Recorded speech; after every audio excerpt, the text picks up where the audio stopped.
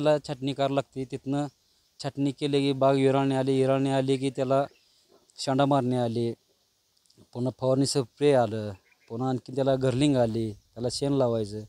असे 4-5 घरलिंग होते. तिथनं माल सेटिंग होते. टायमाला स्प्रे घ्यावं लागते. तर एवढं ह्याचं कष्ट आहे. आपण ही बाग लावली एक 15 वर्षापूर्वी. 5 एकर बाग आहे. 1000 बोर्ड आहे. 15 बाय 15वर लागण आहे. पहिले 2 ते 3 वर्ष बाग नेटवा जाते. तिथून मोहर वर्षाकाठी एक 3, 4, 5 लाखाचं उत्पन्न व्हायला तिथनं वाढीव 7, 8, 9, 10. आता ह्या चालूला 2025ला कमीत कमी आपलं 22 ते 24 लाखाचं उत्पन्न होतं आहे. आणखी बाग चालू आहे. आतापर्यंत 18 लाखाची बाग झाली. आणखी 4-5 लाखाची बाग होती.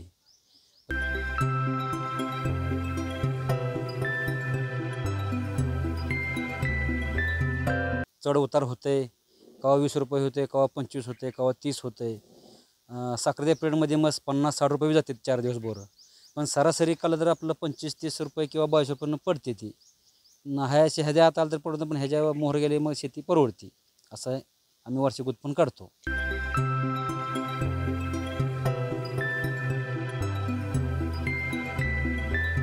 आता एकीकडे बागा ह्या नामशेषच व्हायला चालल्या, त्या काढून टाकते लोक. नाही, काढायचं बागेचं कारणीभूत कारण का तर ह्याला फवारणीचं कष्ट जास्त आहे.